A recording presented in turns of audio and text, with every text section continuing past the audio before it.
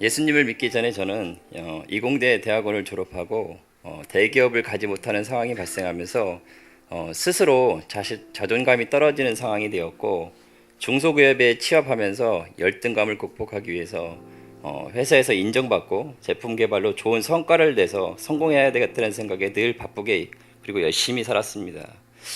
제 삶의 중심과 머릿속에는 회사 개발 제품에 대한 생각과 어떻게 하면 제품의 문제점을 해결할 수 있을지 늘 고민하였고, 이런 저의 능력을 인정해주는 회사가 좋았고 스스로의 성취감과 만족감으로 지냈습니다. 늘 새벽까지 회사에서 평가한 데이터를 분석하고 정리하며 주말도 거의 쉬지 못하고 일하면서 제품 연구 개발에 대한 열정과 능력을 인정받음으로 살아가는 삶이었습니다. 이런 생활을 지속하다 보니 회사 업무에 대한 스트레스로 편히 잠을 잘 수 없었고 늘 피곤함으로 지쳐갔고 삶의 여유를 갖지 못하고 있었습니다. 어느 날 감기를 시작으로 심한 편두통이 일주일 정도 지속되고 병원 치료를 하다가 2주일이 지나도 낫지가 않았습니다. 그러면서 편히 쉬지 못하고 회사 업무를 하다가 병이 더 심해지면서 안면마비 증상이 찾아오면서 혀도 굳어져 말하기 어려운 상태까지 이르게 되는 상황도 겪게 되었습니다. 한 달 정도 병가를 내면서 그때 내 몸도 내가 마음대로 할 수 없다는 것을 그때 느꼈습니다. 그러나 그때까지도 여전히 스스로를 통한 회사 업무의 성취감을 쉽게 놓지는 못했습니다. 결혼을 하고 1년 뒤 결혼을 하고 아내가 임신을 했으나 유산을 하면서 내가 할 수 없는 현실도 인정하는 상황도 겪기도 했습니다. 그러다가 아내가 다시 임신해서 너무나 행복한데 어느 순간 제 마음에 제가 회사에서 일하고 있는 저의 일이 뱃속의 아이에게 위험하다는 생각이 들어 마음이 불안해지기 시작했습니다. 플로린 가스라고 해서 마시면 죽을 때까지 제 몸에서 빠져나가지 않는 해로운 가스인 걸 알면서 안전 불감증으로 몇 년 동안 지속적으로 일해온 제 자신을 보면서 아내의 뱃속에 있는 아이가 건강할까? 정상적일까? 하는 불안한 마음이 제 마음을 떠나지 않았습니다. 그런 저를 아내가 교회에 가보자는 제안에 교회를 다니게 되었습니다.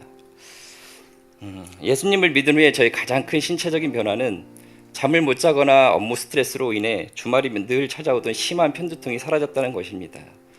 직장 생활하면서 생긴 만성적인 두통이 신기하게도 저도 모르는 사이에 없어졌습니다. 그리고 심적인 변화는 여전히 늘 회사 업무는 바쁘고 변한 것이 없고 정신없어도 마음의 여유가 생겨서 평온이 있다는 것입니다.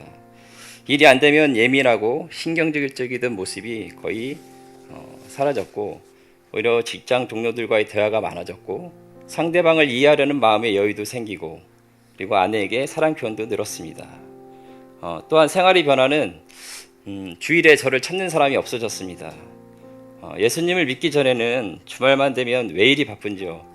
밀린 개인 일도 많았고 누적된 회사 업무로 출근도 잦았고 친구나 지인과의 약속도 많았고 애경사도 많았었는데 지금은 찾는 사람이나 전화도 없어 한가해졌습니다. 이제는 주님의 은혜를 알아갑니다. 선하게 살아왔다고 생각한 제 자신이 예수님을 알아가면서 얼마나 더럽고 무섭고 정욕적인 사람이라는 것을 깨닫게 되었습니다. 이제는 주님 없이는 살아갈 수 없는 너무나도 연약한 존재임을 압니다. 삶의 가치도 모르고 그저 열심히만 살아온 저를 불쌍히 여기셔서 지금 이 자리에 있게 해주신 주님의 놀라우신 인도하심과 은혜에 감사합니다. 아주 연약하고 보잘것없는 저희 가정을 다듬고 만져줘서 믿지 않는 이웃가정에게 복음을 전하는 자로 쓰게 하심을 깨닫게 됩니다. 또한 양가 집안의 막내로서 가장 약하고 낮은 자를 택하셔서 양가 부모님과 함께 형제 자매들을 주님께 인도하는 자로서의 사명 주심을 감사합니다.